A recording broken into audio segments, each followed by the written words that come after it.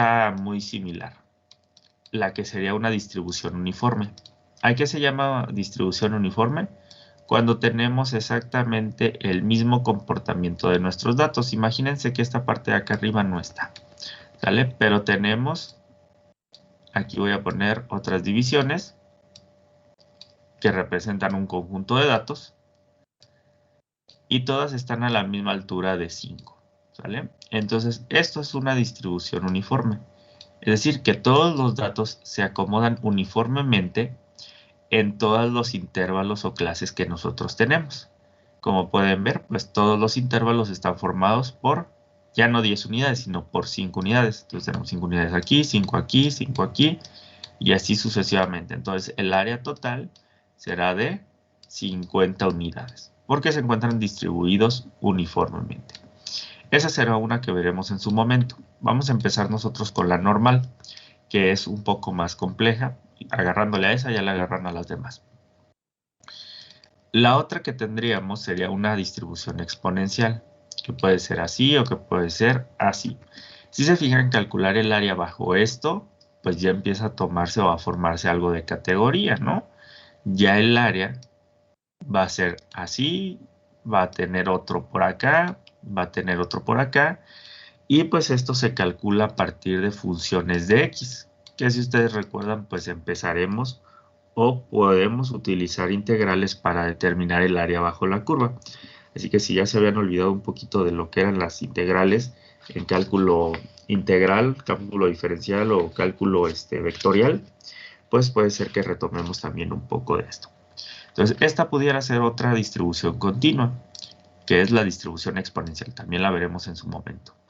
Y tendremos otra que vamos a ver con ustedes, que esta va a ser como la más importante para el resto del curso. Una distribución normal.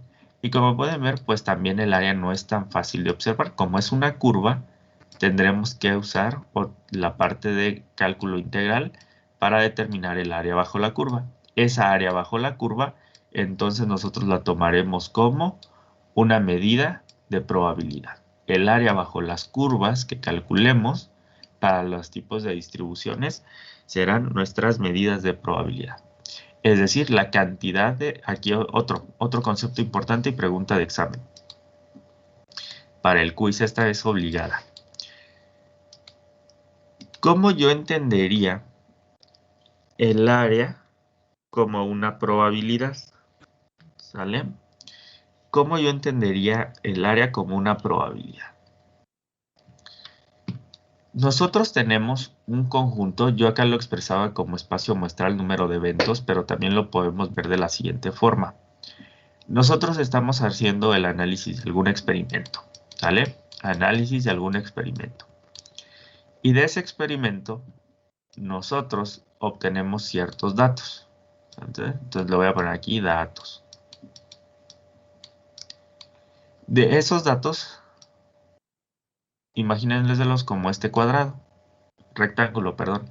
Nosotros lo podemos imaginar como un cuadrado, este ya me quedó más cuadradito, como un círculo, como un rectángulo, o en su defecto como una campana de Gauss que tenemos aquí. ¿Sale? ¿Qué es lo que va a haber debajo de toda esta campana, o en todo este rectángulo, o en todo este cuadrado, o en todo este círculo? Va a estar distribuido el 100% de nuestros datos, ¿sale? Por eso se llaman distribuciones de probabilidad. ¿Cómo están distribuidas las probabilidades? En este caso, al decir que la probabilidad va a ser un área, entonces quiere decir cómo están distribuidos el 100% de nuestros datos. ¿Cuántos datos se encuentran de tal a tal intervalo? Como lo manejábamos aquí en el primer ejemplo. ¿Cuántos datos se encuentran del intervalo 6 al 9? Entonces decíamos, pues hay un área de 30. 30 unidades representan mi 30% en este ejemplo. Lo mismo vamos a hacer acá. Hay un 30% de datos, o hay un 30 de 100 datos disponibles en esta sección. Lo mismo haremos si tuviéramos, por ejemplo, un rectángulo. ¿Cuál es el área que tenemos aquí?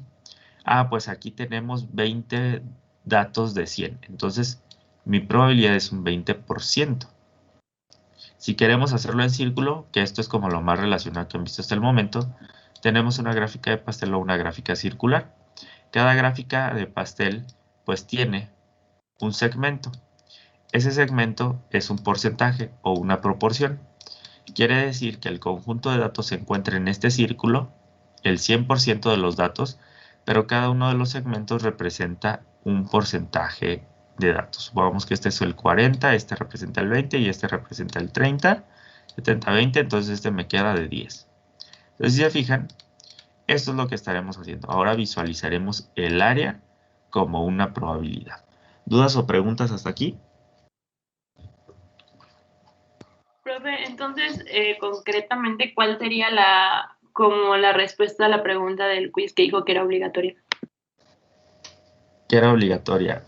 Que nosotros vamos a identificar que toda la forma que estemos utilizando aquí, sea la figura que tengamos, va a representar el conjunto total de nuestros datos, es decir, el 100% de los datos, cómo se encuentran distribuidos, ¿sale?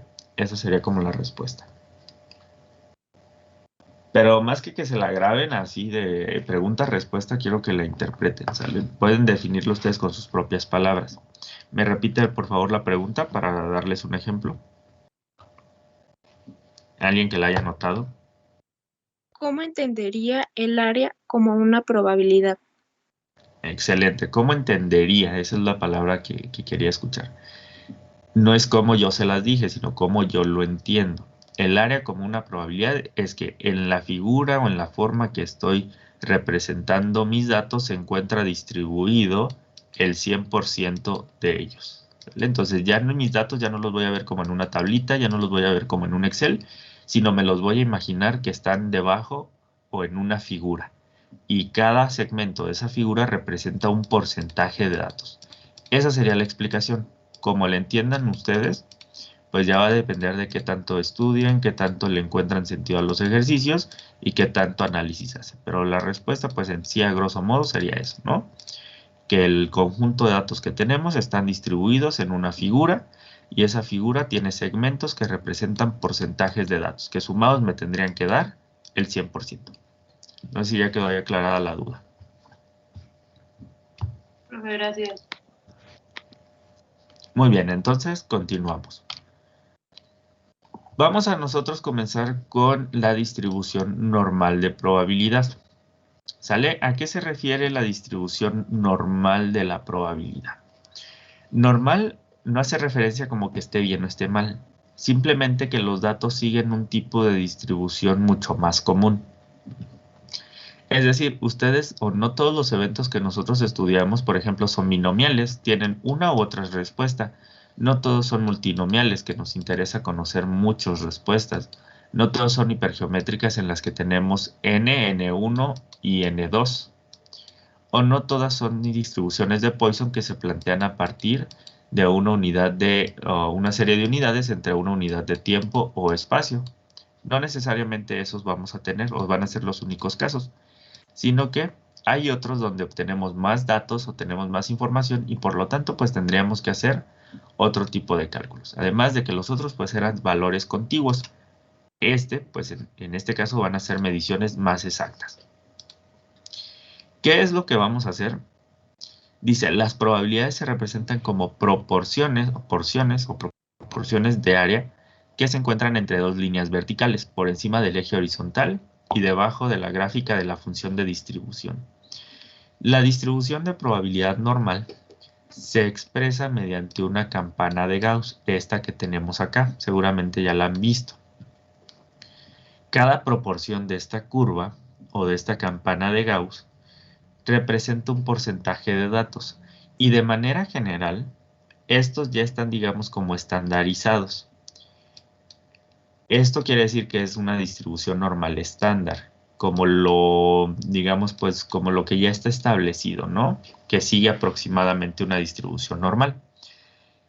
¿A qué hace referencia la distribución normal? Que si yo les preguntara, por ejemplo, retomando el ejercicio de, perdón, de las edades, Por favor, dígame, Brian, ¿cuántos años tiene? Yo tengo 19. 19. Recuerdo por el ejercicio que hacemos en la unidad número 2 que la mayoría tenía 19 años. Entonces, la mayor cantidad de datos de 19 años o la mayor cantidad de estudiantes con 19 años va a representar el centro. Podemos tener unos cuantos, pero ya muy pocos. Supongamos que tenemos de 19 años 20, de un grupo de 28, que son ustedes. De 20 años tenemos entonces solamente a 2, entonces llevamos 22. De 21 años llevamos solamente a 1, entonces llevamos 23. De 18 años tenemos solamente a 4. Y pues de 17 años pues ya no se puede tener porque eso sería solamente cuando van entrando. ¿Sale? Y muy pocos de los que van entrando, pero inclusive hasta pudiera ser. No en su semestre, obviamente, pero supongamos en un salón de universidad. Yo entré, por ejemplo, de 17 años a la universidad, entonces podría ser que estuviera uno por aquí. Entonces 17 y 18 van 5 datos, y 20, 25, y 2, 27, y 1, 28. Entonces ya tengo mi conjunto total de datos. Supongamos un salón de 28 personas. Entonces, si se fijan, la mayor cantidad de datos se encuentran en el centro. La mayor cantidad de estudios o fenómenos que nosotros nos encontramos siguen esta distribución. En general, la mayoría espera un cierto periodo de tiempo, tiene un cierto número de años y de ahí empiezan a bajar o a disminuir los datos. Esto es una distribución normal.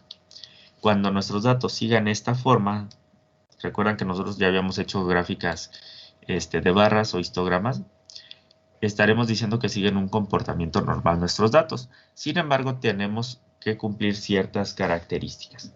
Lo primero sería que para obtener este tipo de distribución, lo recomendable es que nuestro número de muestra sea n igual o mayor a 30 datos.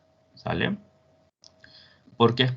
Cuando tenemos menos de 30 datos se empieza a deformar o no se puede apreciar bien esta gráfica tipo campana.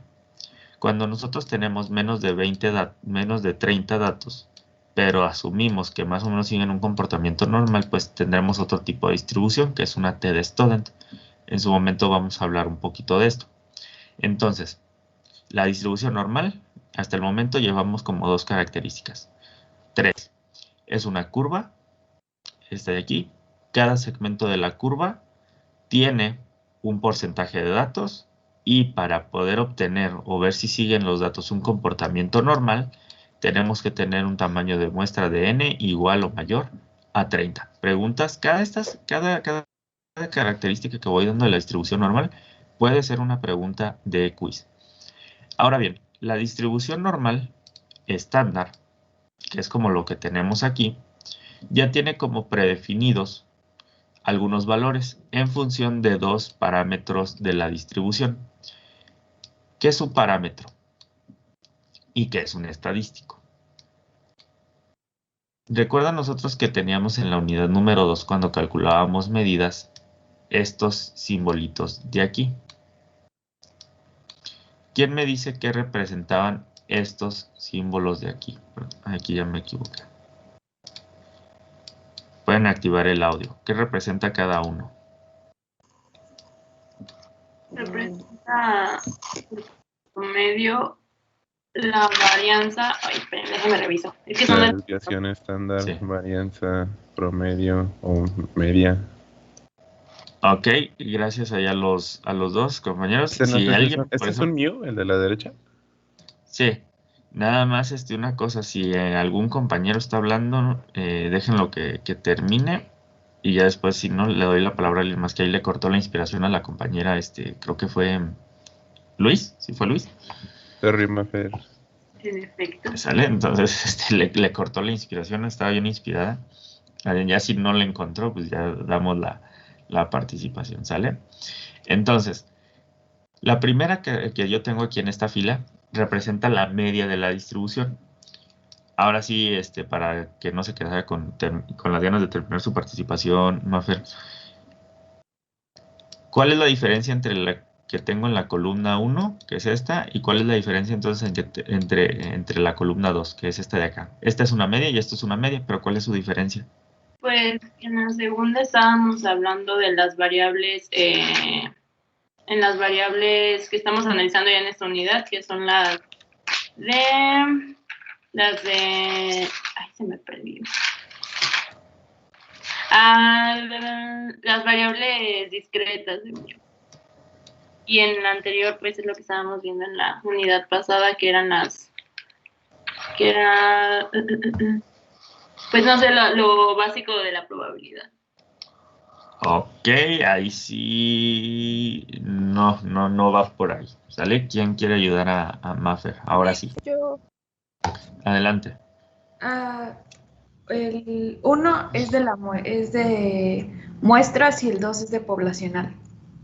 Correcto. Esta es para una muestra y esta es para una población. En una población esto se llama parámetro, ¿vale? Un parámetro poblacional. Y en una muestra este se llama estadístico, ¿vale? Estadístico muestral. Es lo mismo, pero digamos, en un escenario diferente. Este es cuando tengo el conjunto total de mis datos o que estoy analizando todos los datos, el universo, por así decirlo. Y esta es una pequeña parte del universo, una pequeña parte de la población. X media, la media de ese conjunto de datos que saqué de la muestra, la varianza de ese conjunto de datos de la muestra y la desviación estándar de ese conjunto de datos de la muestra. Y estos son poblacionales, ¿sale? Nosotros vamos a utilizar la notación muestral y la notación poblacional. ¿Por qué? Porque vamos a hacer estudios o análisis de una población a partir de una pequeña muestra de datos. Entonces vamos a necesitar ambos. Y estos justamente son los que, voy a borrar esto de n igual o mayor a 30, acuérdense de ello. Estos parámetros los vamos a tener en nuestra distribución normal estándar y la distribución normal. Mu va a ser la media de la distribución y cada espacio que los datos se vayan yendo hacia la derecha o hacia la izquierda se calculan a partir de sigma, ¿sale? Cada desviación hacia la izquierda o hacia la derecha es un sigma. Entonces podemos tener sigmas negativos y sigmas positivos. Aproximadamente cada sigma va a representar cierta cantidad de datos, ¿vale? Por ejemplo, un sigma en la distribución normal de datos, es decir, una desviación hacia la derecha, representa 34.1%, es decir, el primer sigma a partir de la media representa el 34.1% de datos. Un sigma hacia la izquierda, por lo tanto, representa otro 34% de datos. Quiere decir que aquí entre solamente dos sigmas tenemos un 68.2% de datos, ¿sale? Aquí sí las podemos ir sumando. 68.2% de datos. Si yo estudio otra desviación hacia la derecha con respecto a la media, tendré una área de 13.6%. ¿Vale? Entonces 13.6. Igual, si veo una distribución, una dispersión más o una sigma más hacia la izquierda, tengo otra área de 13.6. Quiere decir que hasta ese o hasta dos sigmas tendría 68.2 más 13.6 más el 13.6 de la sigma derecha. Hasta ese momento iría un 95% de datos, ¿sale? Hasta aquí llevaría un 95% de datos. Y el otro 5% pues se encontrará distribuido entre otra sigma, ¿vale? Que será otro 2.1. Entonces, si yo le sumo ese 95, 2.1 de la derecha más 2.1 de la izquierda, tengo un 99.6% de datos, ¿sale? Entonces, hasta 3 desviaciones con respecto a la media tengo el 99% de los datos, hasta aquí.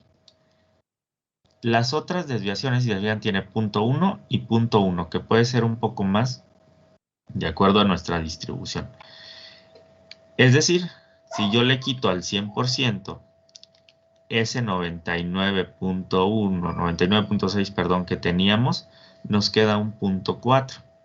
Entonces aproximadamente tenemos de un 0.1 a 0.2 sobrante por acá y otro sobrante por acá. ¿Dudas o preguntas con la gráfica? ¿O a qué se representa? Cada sigma entonces tiene un valor de, o un porcentaje de área. Un sigma, 34.1. Dos sigmas hacia la izquierda ya son 13.6 de datos. En tres sigmas, 2.1 y más allá tenemos un 0.1. ¿Dudas o preguntas? Profe, ¿y eso siempre van a ser los valores de sigma o van a cambiar dependiendo de los datos? Van a cambiar dependiendo de los datos, ¿sale? Y había dicho que cada sigma tiene un porcentaje de ¿qué? ¿De datos? De datos, así es. Ok. Cada sigma va a representar una pequeña desviación con respecto a la media. ¿Sale? Ahora bien, quiero hacer un comentario. Recuerden que en la unidad 2 yo les hacía mucha insistencia de si tienen dudas en cómo se calcula la media, si tienen dudas en cómo se calcula sigma, que era la desviación estándar, coméntenme, acuérdense qué significa uno, qué significa otro. Para estas alturas ya no me voy a regresar tanto. Se supone que ya lo vimos. Entonces, yo ya voy a partir de que saben calcular medias, saben calcular desviaciones estándar. Esto que tengo aquí, la gráfica, es para una distribución normal estándar. ¿Qué quiere decir esto? Digamos que es como el patrón, la forma como general que podemos encontrar, pero esto cambia en función de los datos. Si yo tengo, por ejemplo, retomando el ejemplo aquí de las edades, la gráfica que tengo acá, esta es cuando tenemos una distribución perfecta, ¿sale? Si ustedes se fijan, pues es una distribución completamente simétrica. Tenemos la misma cantidad de datos hacia acá y la misma cantidad de datos hacia acá. Es muy raro encontrar una distribución perfecta como esta. Porque si se fijan ustedes, aquí tenemos 19, 18, 20, 21 y 17. Pero los datos no están perfectamente simétricos. Estos dos últimos sí estarían a la altura. Este estaría un poco más grande que este de acá. Entonces no es perfectamente simétrica esa curva. ¿Sale? Entonces los valores de sigma van a cambiar. Tanto los sigmas positivos como los sigmas negativos. ¿Sale? Vamos a tener algunas diferencias. Y no necesariamente yo les tengo que dar la media y la desviación estándar. Puede ser que les dé un conjunto de 50 datos, ustedes tendrán que calcular la media, tendrán que calcular la desviación estándar y tendrán que calcular aparte después el porcentaje de área y a su vez después las probabilidades correspondientes. Entonces por eso era importante que se aprendieran y más que aprenderse que entendieran cómo calcular medias y desviaciones estándar y qué significaba cada una de ellas. 4, con esto yo creo que alcanzamos a cerrar la sesión el día de hoy. 4 son las características principales de la... Sí. Disculpe, antes de que avance, nada más quería preguntarle si cuando hablemos de que nos están dando una distribución así como una gráfica, ¿vamos a utilizar la poblacional o la muestral? Va a depender. Por ejemplo, cada uno de los ejercicios que veamos nosotros en distribución nos tiene que dar una, o deberíamos de tener una media poblacional y una desviación estándar. Y también tendríamos que tener algo muestral, es lo que les había comentado. Vamos a calcular medidas a partir de una población, pero de esa población vamos a obtener una muestra. Digamos, en los ejercicios vamos a tener que tener la media poblacional y la desviación estándar poblacional. Pero también vamos a tener o vamos a usar la media muestral. Y esta es la que ustedes tendrían que calcular, la media muestral y la desviación estándar. Ahí ya estaba haciendo un sigma. Tendríamos que calcular también la desviación estándar muestral, ¿sale? Pues estos puede ser que no los den. Y estos de acá, ustedes los tienen que calcular. Y ya con esto, ya encontramos lo que se nos está solicitando, las probabilidades. No sé si ya quedó más claro. Con los ejemplos va a quedar mucho más. Sí, profe, gracias. Sale, vale. Entonces, vamos a pasar al siguiente. con esto vamos a cerrar la sesión. Características de la distribución normal. Estas sí es preguntas obligadas también de quiz. ¿Cuáles son? O menciona alguna. O cuál de estas no es. O así. Algo así puede ser. 1. Se trata de una figura simétrica. ¿Sale? O trata de hacer una figura simétrica. El eje de simetría es precisamente la media de la distribución marcada como μ. ¿Vale? Entonces, en la campana de Gauss que nosotros tengamos va a ser simétrica y lo que va a estar exactamente en medio, lo que va a determinar el eje de simetría, es μ. ¿Vale? μ. Siguiente. Los valores de la variable hacia ambos extremos se extienden hasta el infinito. Quiere decir que nunca llegamos a tocar el eje de las x. Es asintótico. Es decir, nos vamos hasta menos infinito y nos vamos hasta infinito. Nunca tocamos los ejes de las x. La variable se encuentra distribuido en toda esta curva. ¿Por qué? Porque puede ser algún dato perdido por allá en el menos infinito o hasta el infinito. ¿Sale? Que eso es algo de lo que nosotros le vamos a llamar al azar. ¿Sale? Puede haber información por ahí. Otro, la simetría de la curva respecto a su punto medio implica que la media, mediana y moda son iguales. Que de hecho esto ya lo veníamos manejando, se los había platicado en su momento y les decía, si la media coincide con la mediana y con la moda, quiere decir que el punto medio de simetría está aquí, exactamente a la mitad. Nada más que nosotros lo veíamos como un rectángulo y decíamos, aquí está la media, aquí está la mediana, aquí está la moda. Entonces nuestra distribución es simétrica, ¿sale? Y el 4 implica que la mayor parte de las observaciones se encuentran en el centro. Como es una curva, algo así, y ya estamos hablando como medidas, como medida de probabilidad, el área, como aquí hay más área en la curva, aquí se encuentra el número mayor de observaciones. Por lo tanto, por aquí va a estar la media. El número menor de observaciones va a estar hacia los extremos, que sería esta parte de acá y esta parte de aquí. Vayan entendiendo muy bien estas características, porque si no la siguiente unidad se complica más. Esta materia va así. Empezamos de algo facilito, que eran probabilidades, después empezamos con medidas muy fáciles de calcular. Empezamos esta unidad 3 con distribuciones, y aquí si se fijan vamos retomando la unidad 1 y 2, que era probabilidades, y vamos a retomar también medidas. En la unidad 4 vamos a tomar esto como base para hacer más análisis. En la unidad 5 pues vamos a tomar lo que ya hicimos hasta la cuarta para más análisis. Entonces va subiendo y va ligado todo. ¿Dudas o preguntas con las características, con las 4 características? Son fáciles. Es una figura simétrica con una media, que es el eje de simetría. Puede ser que esa media coincida con la mediana y moda. Los ejes de la curva se extienden desde menos infinito hasta infinito y la mayor cantidad de datos se encuentra en medio o en el centro de la curva. ¿Dudas o preguntas?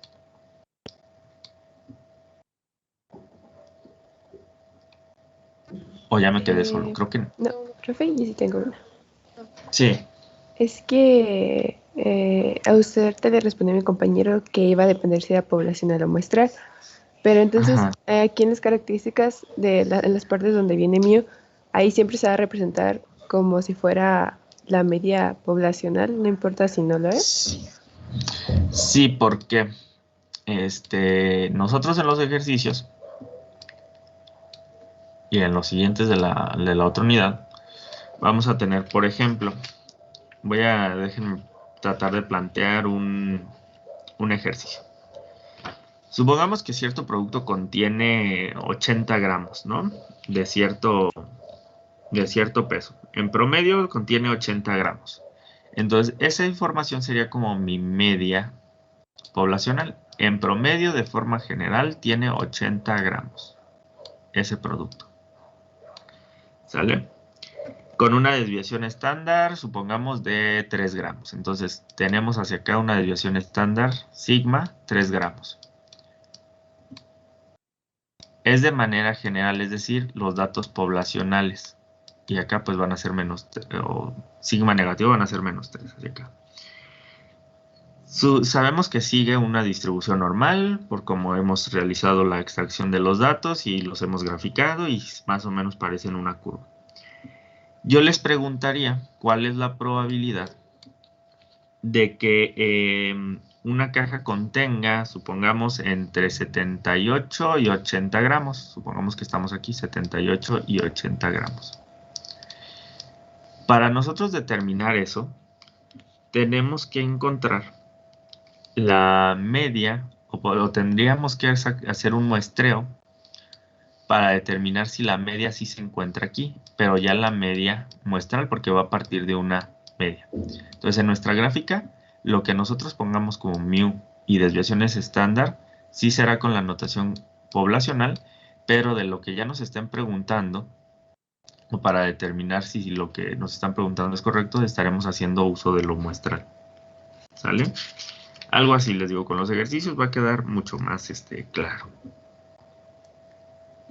Pero sí, en forma general, cuando lo expresemos en la gráfica, sí es con mu y con sigma. Gracias. Sale. Muy bien, pues si no hay más dudas o preguntas, el día de hoy los dejo terminar rápido la sesión, porque lo siguiente ya sería hablar de fórmulas, ya sería hablar de tablas y gráficas y cómo obtener valores. Esto lo quiero hacer mejor mañana para que no se les olvide el día de hoy para mañana y comenzar a hacer ejercicios. ¿Sale? Entonces, mañana nos vemos. Lo único que sí les voy a pedir que tengan para mañana, ya para ahorrar ese tiempo. Perdón. Váyanse al libro de Anderson, al que les había recomendado al principio de la materia, y busquen. Déjenme ver si lo abrí. Aquí está. No lo está abriendo. A ver, espérenme. No lo había abierto. No sé por qué ya no lo quiere abrir. A ver. Déjenme abrirlo de otro semestre, donde lo tenga también. Libros. Ahí está. Bueno, se los voy diciendo en lo que lo abro. Váyanse al libro de Anderson. Es el de estadística para administración. Ya aquí lo abrí. A la página 955, me parece que es. Es estadística para administración. Puede ser la 10ª o la 11ª edición, no hay ningún problema. Y se van a la 955. ¿Sale? La 955 son probabilidades en la distribución normal estándar. Esta es la continuación. Entonces empieza desde la 954, que es el apéndice B, tablas. Y vayan teniendo esto a la mano, ¿sale? De preferencia estas sí, pues se las voy a pedir que las tengan impresas. ¿Por qué? Porque si las quieren analizar en la computadora, van a tener 3 cosas abiertas en la computadora. La presentación o el ejercicio que yo les dé, lo que ustedes vayan resolviendo, y aparte van a tener esto. O puede ser que tengan la llamada o el ejemplo que vayan resolviendo conmigo, aparte van a tener esto. Y si ustedes llevan sus notas en la computadora, pues también se les va a complicar tener 3 cosas abiertas, y estas las van a ocupar para la evaluación. ¿Sale? Entonces, recomendación, estas sí imprímanlas en doble cara o en hoja reciclada para no gastar hoja, o ténganlas en su celular guardadas. 954 y 955. Estas dos las vamos a ocupar para mañana. Muy bien. Si no hay dudas o preguntas, sería todo por el día de hoy. Nos vemos el día de mañana. ¿Sale? Hasta luego. Nos vemos, profe. Sale, gracias. Sale, nos vemos. Hasta Gracias, luego. profe. Buen día. Gracias igualmente.